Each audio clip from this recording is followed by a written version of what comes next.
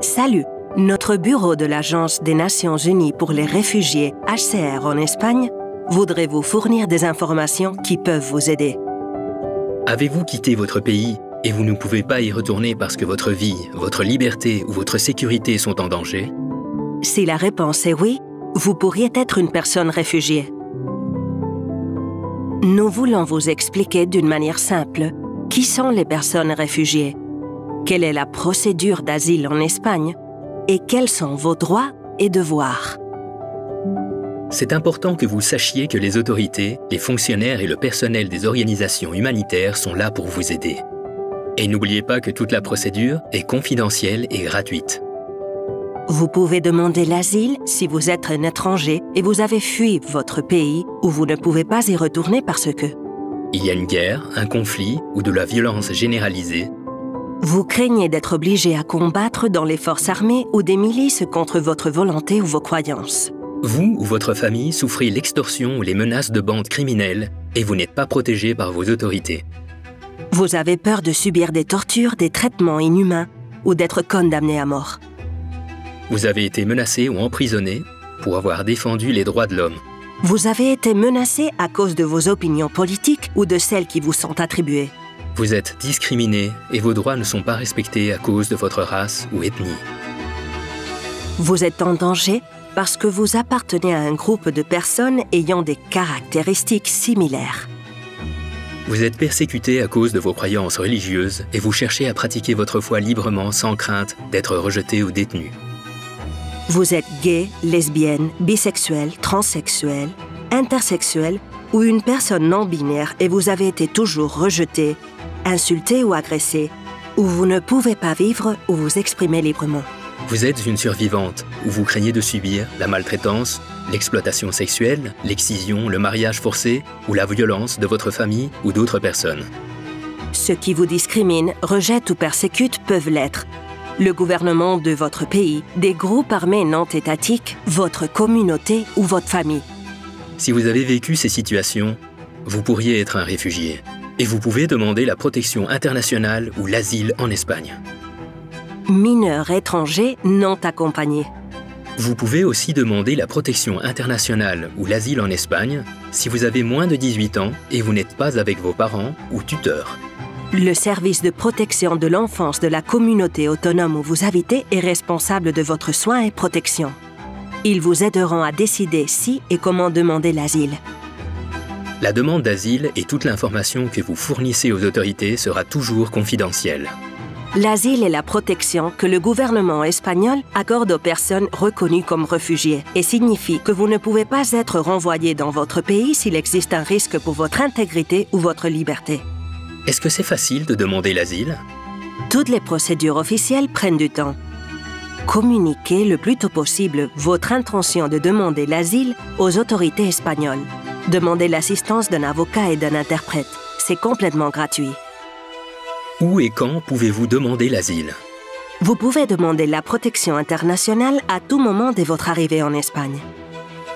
Il est conseillé de le faire le plus tôt possible, préférablement dans le premier mois après votre arrivée. Une demande d'asile déposée plus tard sera aussi acceptée. Vous pouvez demander l'asile au lieu suivant. À un poste frontière, port, aéroport ou frontière terrestre à Ceuta ou Melilla. Sur le territoire espagnol, au commissariat de police ou au bureau des étrangers autorisés. Dans un centre de détention d'étrangers, CIE. Dans une prison. Votre demande d'asile sera formalisée par un entretien avec des fonctionnaires espagnols. Au poste frontière et au centre de détention d'étrangers, les entretiens se font dans un court délai.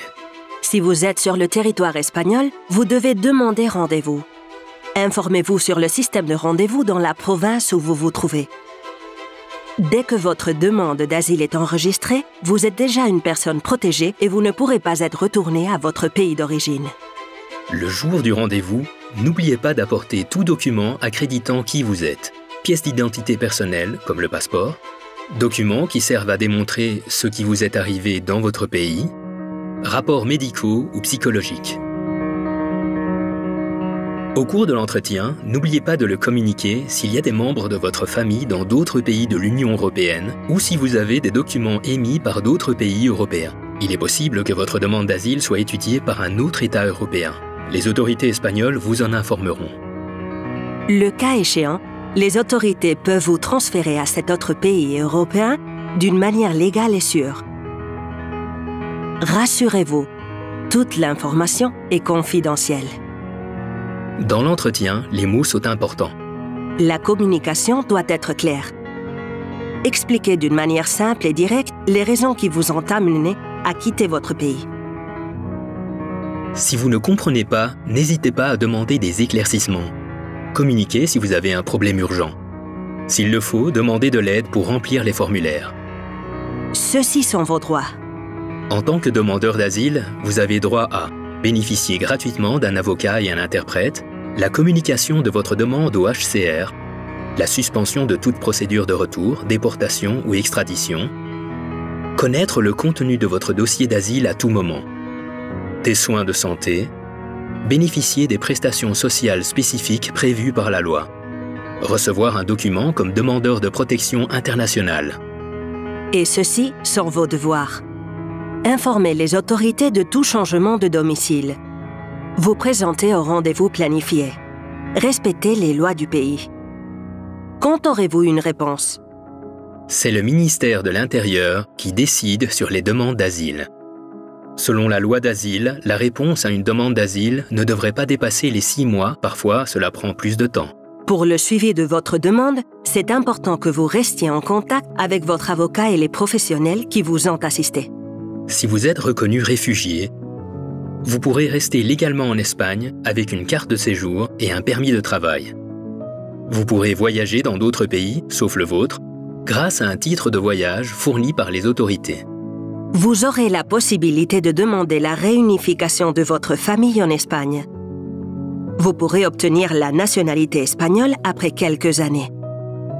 Il y a d'autres types de protection. Protection subsidiaire. Elle est souvent accordée à des personnes venant de pays en conflit. Les droits sont similaires à ceux des personnes réfugiées. Permis de résidence pour des raisons humanitaires. Il est valable pour 1 an, renouvelable. Si votre demande d'asile est rejetée, vous pouvez présenter un recours devant les autorités judiciaires. Attendez un instant, vous n'avez peut-être pas de nationalité. Si vous n'êtes pas considéré comme ressortissant par aucun État, vous êtes une personne apatride. Le gouvernement espagnol a une procédure pour reconnaître et délivrer un document aux personnes avec le statut d'apatride. Demandez des renseignements aux autorités et fournissez toute l'information disponible sur votre lieu de naissance et vos origines. Courage! En cas de doute, contactez le bureau de l'Agence des Nations Unies pour les réfugiés HCR en Espagne ou d'autres organisations que vous trouverez sur son site web. L'Agence de l'ONU pour les réfugiés veille à la sauvegarde des droits des personnes réfugiées, prêtant un support au gouvernement pour accomplir cette mission.